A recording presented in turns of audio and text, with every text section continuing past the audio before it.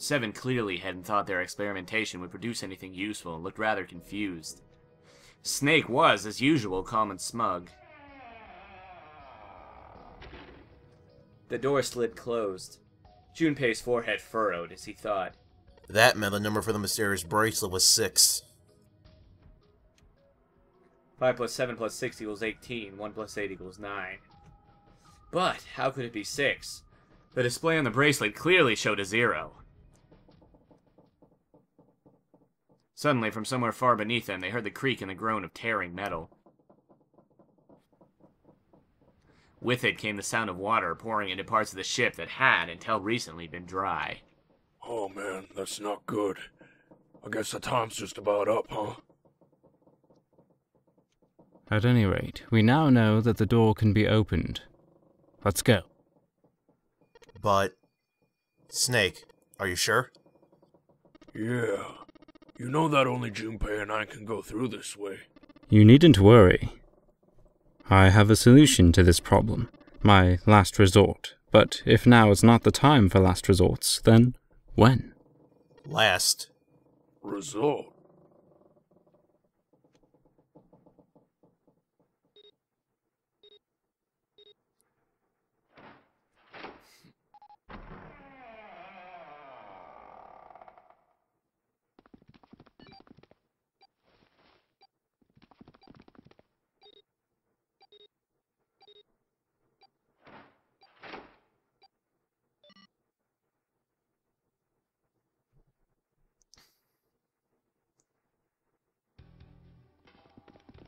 Junpei, Seven, and Snake ran, full tilt, down a long, straight hallway. They were headed for the stern of the ship and had no time for distractions. As they ran, Seven spoke. Gotta admit, you really surprised me there, kid. I couldn't figure out how the hell you were gonna get out of that one. How come you didn't do that right off the bat? As I told you, it was a last resort. Had I used it at the beginning of the game, I could have come under a great deal of suspicion. I imagine most people would have taken it to mean that I was 0. Once they'd convinced themselves of that, I wasn't optimistic about my chances of making it out of there alive, let alone unscathed. I felt it best to play my cards close to the chest, as it were. That way, if I were in a situation where there was nothing else I could do, I'd have a little trick up my sleeve. I'd just take my bracelet off. Snake's plan had been simple but effective. He'd simply removed his bracelet. How? To Junpei, it looked as though Snake had simply crushed the bones of his hand until they were small enough to fit through the wristband. Of course, that would have been practically impossible, so... Now, how had he done it? My brother's left arm is... it's not like a normal person's arm. It's fake. It's not a real arm. Snake had slid the bracelet off and tossed it into the coffin. With it gone, he'd had little to fear from the numbered doors. He'd walked through the door easily, without authenticating. He stepped out of the other side, unscathed, and began running down the hall alongside Seven and Junpei. They kept running for a while longer, and eventually came upon a set of stairs leading downward on the right side of the hallway. They stopped and peered down the staircase. As far as they could tell, it went all the way to the bottom deck. There didn't seem to be any flooding. They nodded quickly to one another and jogged down the stairs. It took only a few minutes to make their way to the bottom deck. There was a single hallway in front of them, at the end of which was a single door. Junpei threw it open.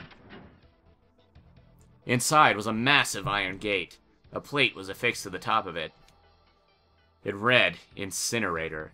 Incinerator? Oh my, that doesn't sound very pleasant. Do you see a lever near the gate, perhaps? Yeah, right over here. How did you know that? Well, I'd be happy to regale you with the story. I imagine it should only take half a day or so.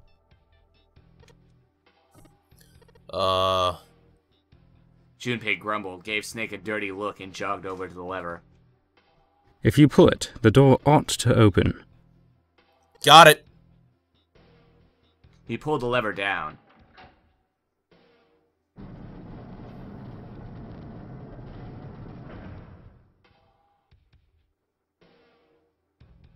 With the rumble of an ancient motor, the door opened. There was no need to hold back and no time to hesitate. They pushed their way inside. Standing in front of them were Ace and Lotus. Ace still held the revolver in his hand. It was still pressed hard against Lotus's temple. A small dark bruise had begun to form near the tip. Even from several yards away, Junpei could see that Lotus was shaking. She was terrified. But perhaps more interesting was what Junpei saw behind them. 9. Another number 9 door. But why? Why was there another one? The door stopped Junpei in his tracks. It simply shouldn't have been there. As his brain finally began to consider why, the whine of a warning klaxon filled the air, drowning out any thought. Warning. Warning. Emergency incineration command has been acknowledged.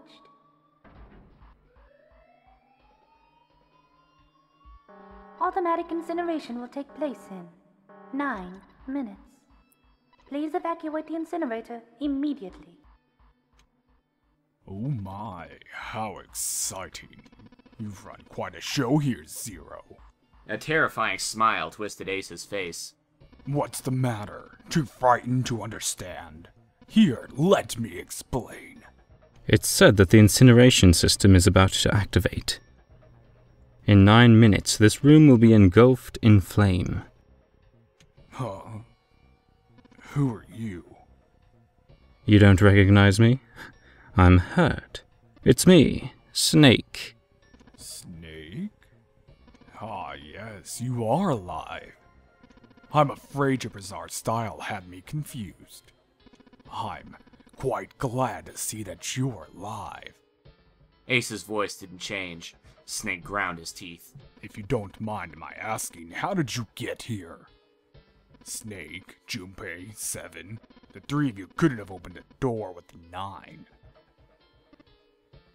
Did you use Clover's bracelet, perhaps? What? 2 plus 5 plus 7 plus 4 equals 18. 1 plus 8 equals 9. Ah, well, your reaction suggests that you did not. Hold on. Why did you think we'd have Clover's bracelet? Junpei felt his chest tighten. Oh, they haven't told you? Told me what? Clearly not. Normally I would take some time and enjoy the moment, but I'm afraid my time is at a premium just now. I'll have to make this quick. Clover. Don't do it, Ace! Keep your goddamn mouth shut!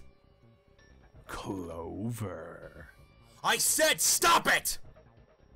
Don't listen to him, Snake! Junpei could feel his voice going hoarse, but Snake didn't listen to him. What happened to Clover?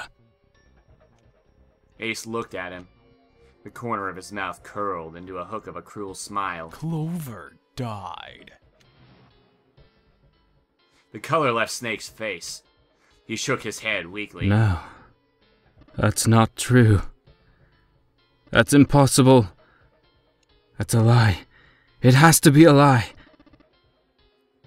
Oh, it's quite true. I can assure you of that. I killed her myself, you see. What? I'm sorry, did I stutter? I killed her. Snake's face twisted into a mask of rage, mottled red rising to dot his paled skin. His entire body shook.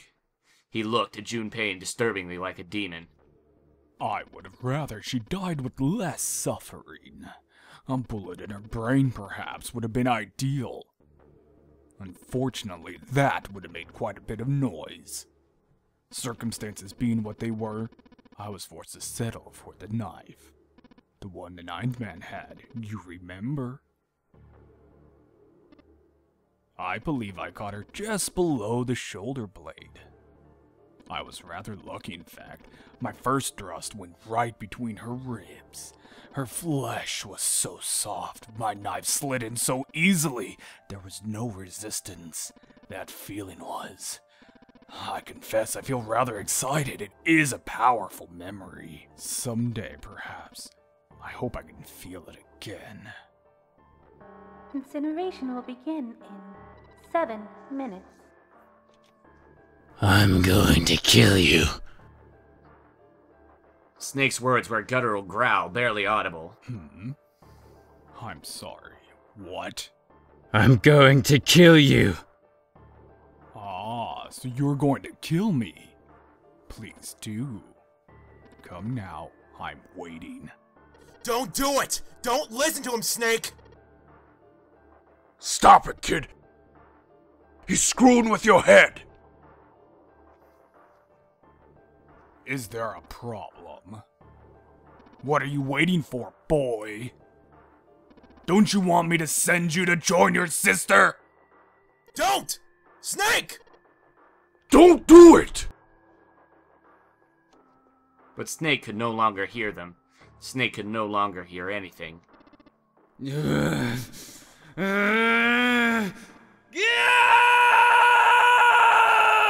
Snake moved like a bolt of lightning. His scream echoed throughout the incineration chamber, full of rage and despair. Snake! Snake!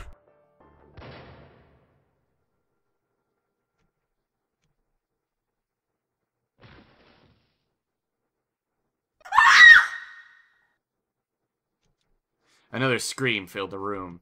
It was Lotus. She ran across the room toward Junpei, her eyes wide with terror. Snake's ill-fated attack had loosened Ace's grip on her, and she'd made a run for it. She reached Seven and Junpei and ducked behind them. Junpei could feel her fingers on his arm, tight enough to be painful, keeping him between her and Ace. Incineration will begin in 5 minutes. Give me the woman. He raised the gun. I need her. Without her bracelet, I will be unable to open this door. 1 + 8 + 9 = 18. 1 + 8 = 9. Quickly now. I don't have time for your shenanigans. In the center of the room, Snake's body lay eerily still. He looked like a human larva, prone and vulnerable on the floor. I see. Then it would seem that I have no choice. The rest of you must die as well. Fortunately, I have 5 bullets left. 1 for Junpei, another for Lotus, and the last 3 for that lump of an idiotic man you call Seven. I will take Lotus's body with me and leave this room. Incineration will begin in 4 minutes. Well, it looks as though our time together is at an end. I rather enjoyed playing with you. Goodbye. Junpei could see Ace's finger tighten. He could see it begin to squeeze down on the trigger. His body tensed, preparing for the catastrophic impact of hot lead against human flesh. Then it happened. Snake stood up. What? No, that's impossible! For the first time, Ace's composure broke. With obvious effort, Snake lunged forward, 1 step closer to Ace. Then another. He looked, for all the world, like a zombie. I'll kill you! I'll kill you! His voice was the mournful wailing of the undead. Stay away from me! Get back! Stop. If you come any closer, I'll get away from me! Little by little, Ace was retreating. Snake didn't stop. He continued in his stiff, inexorable approach, his eyes twin pools of pure fury. Listen to me! I said don't come any closer! Shit! You bastard!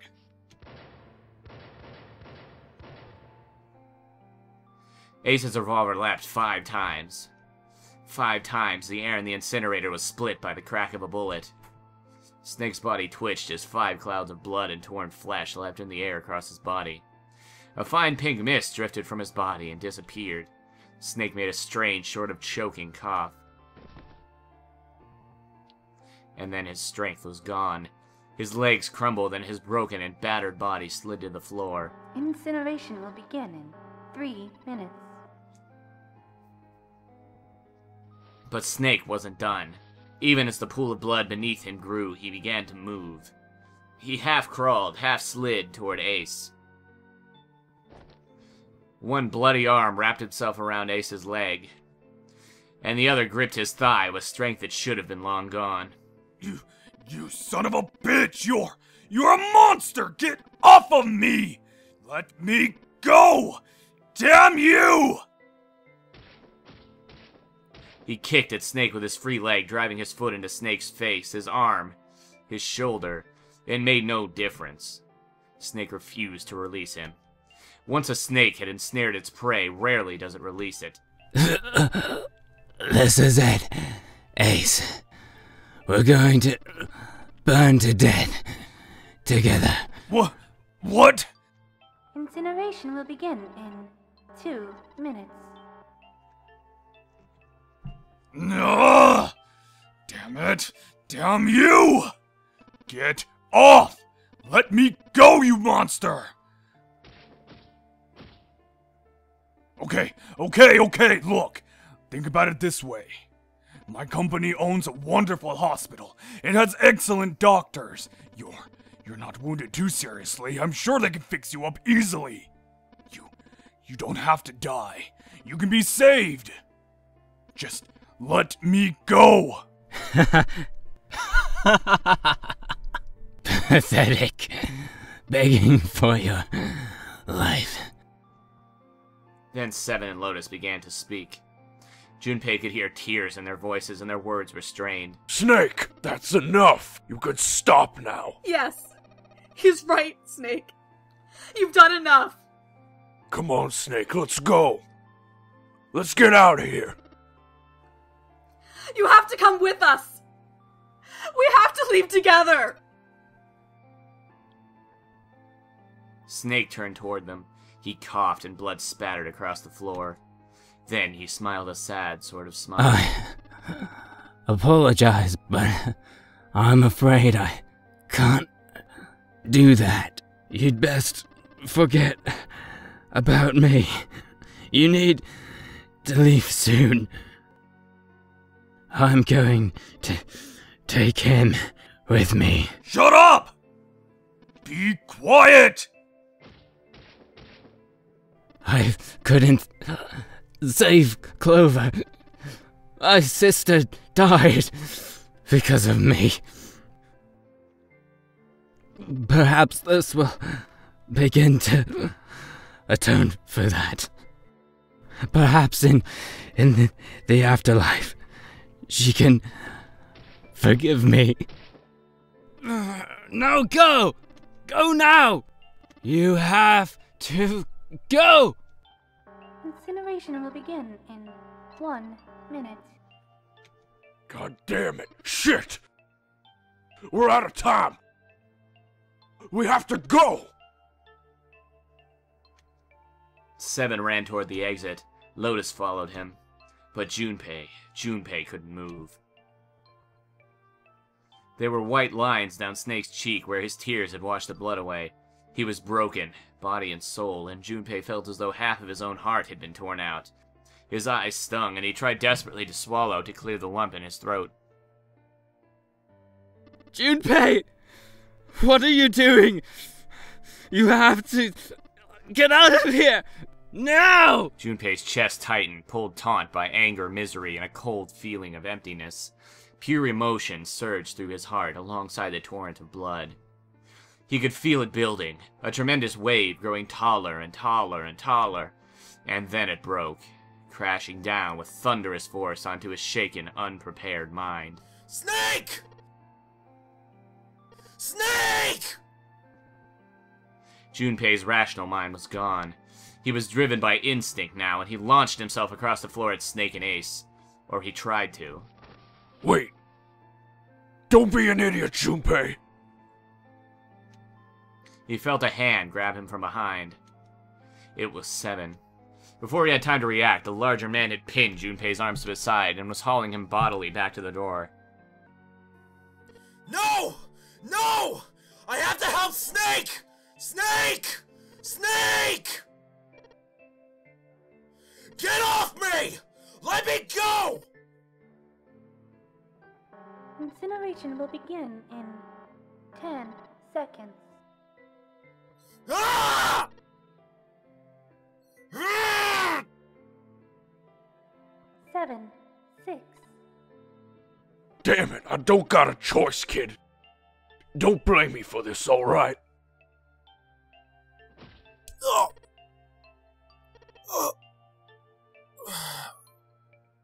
5, 4, 3, 2, 1, 0.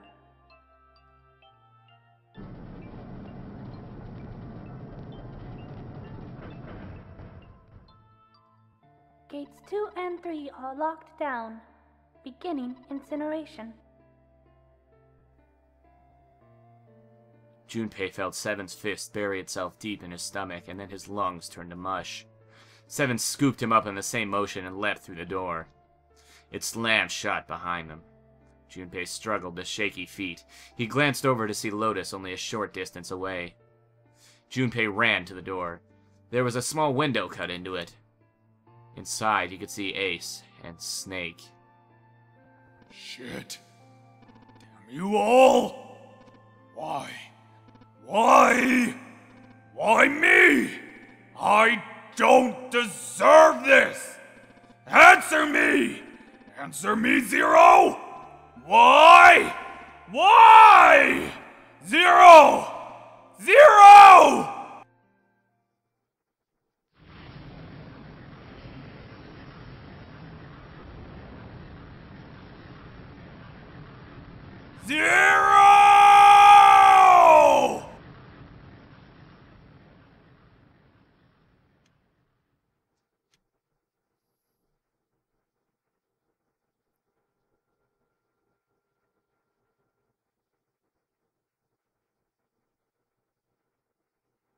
He didn't know how much time passed.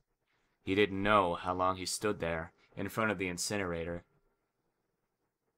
He looked to the side.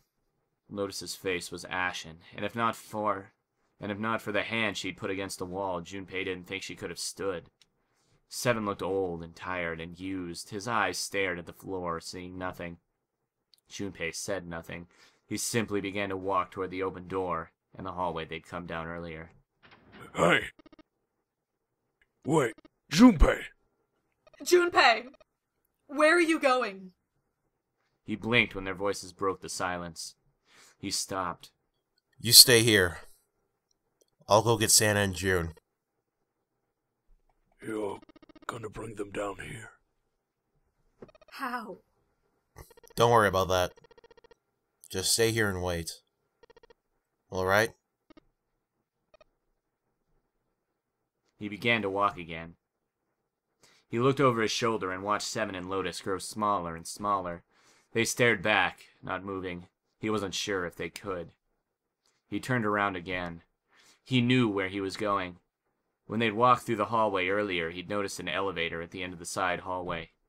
If it still worked, then maybe.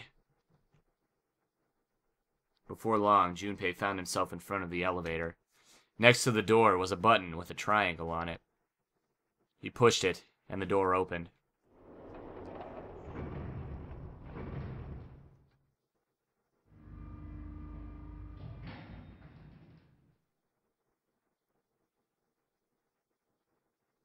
Junpei was in the large hospital room. June! Santa! He kept calling and walked to the center of the room.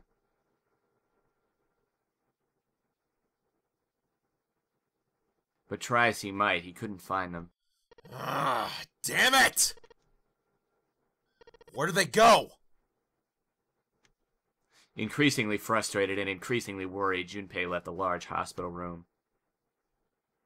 He had no choice. He would have had to look for them. Junpei's heart was heavy. He couldn't shake the feeling, but there was a part of him that felt it would be wrong to, even if he could. With every single step he took, his legs felt more and more like lead.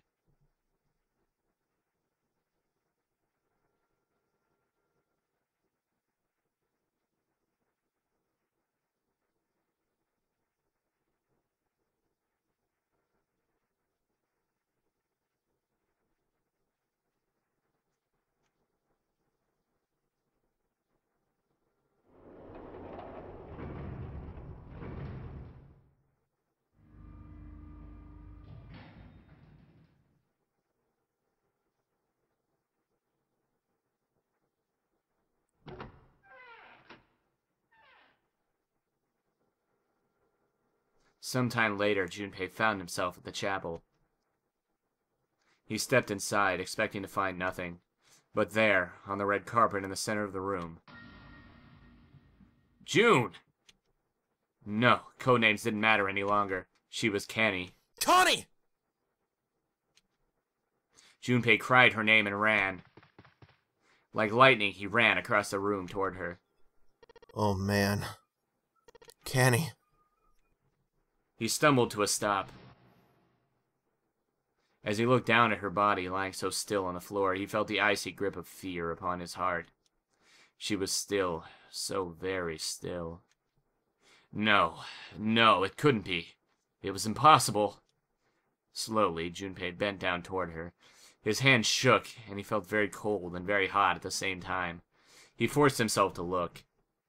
Her back was moving. Slowly it rose and fell. Relief washed over him. Connie! Junpei reached down and gently, very gently lifted her up. Connie! Connie! Are you alright? Junpei! Her face was pale, and her lips were dry and cracked. Her eyes were blank and cloudy. They stared straight at Junpei, but saw nothing. Trembling, Junpei wrapped his arm around her back. She was cold. Very cold. Junpei tried to convince himself that it was only his imagination, but she felt as though she were fading away. He could feel his heart pounding frantically in his chest. Oh man. Canny. What the hell happened to you? You feel... Junpei, I'm sorry. Her voice was very faint. I might not make it. No way. No way am I gonna let you die. I'm gonna save you, I promise! Thank you, Junpei. Thank you so much for everything. I was really happy to see you again, Junpei. Really happy. Don't give me that I was crap! You're gonna see me again lots more times. You've just gotta hang on, alright, Connie? Junpei, did you know?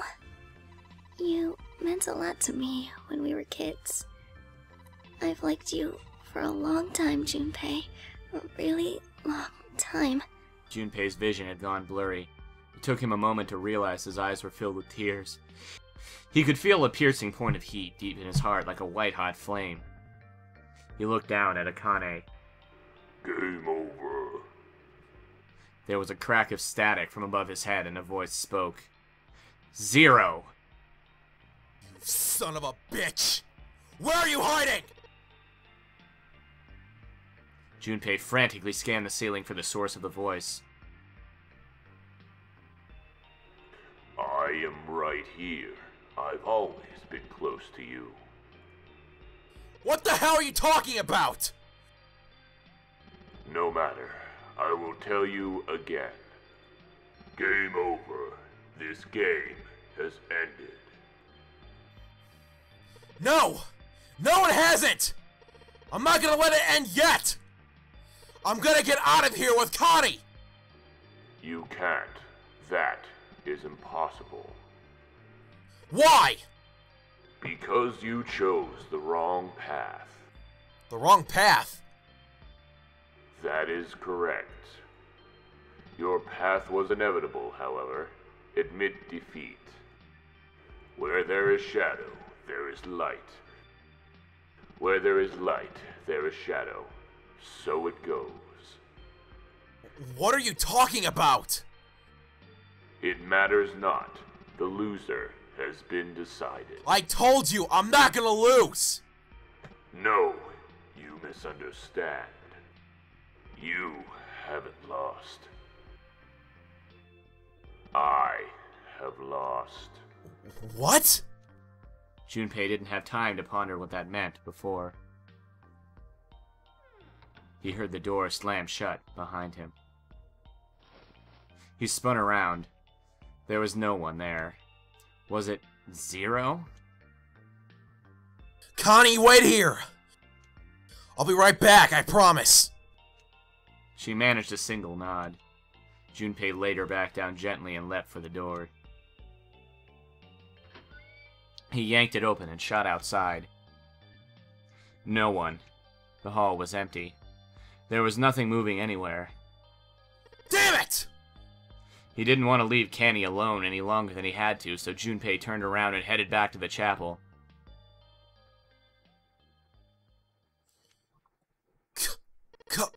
Connie? She wasn't there. She wasn't anywhere. She'd been lying there on the floor just moments before. And now she was gone. Oh God. No. No. Where is she? Connie? Connie! Connie! Connie! His cry split the heavens themselves. He screamed until his voice gave out. Then he screamed some more. But there was nothing. No answer. His voice faded away, and all that remained was cold, unfeeling silence. That was when he noticed it. A strange smell, one he'd smelled before.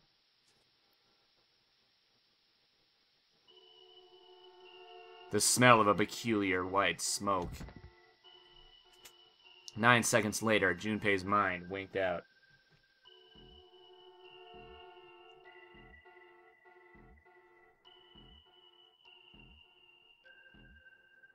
And that was the safe ending, folks. Thank you all for watching so far into this series. The true ending is definitely going to be done, and it's going to start soon. I'm going to skip the intro, though, and go start all the way back from where the new puzzle starts. So I'll most likely do the new puzzle room and any new cutscenes that come up. But there's going to be a lot of stuff skipped that was already seen in this series, so it's going to be a little tricky to record. Now, if you look down at the description, there's a list of voice actors that participated in this series, and I want you to vote for the best voice actor of the safe ending. Post that in comments. I'll decide who wins based on the votes, and you'll see that up soon. So, without further ado, the true ending begins next episode.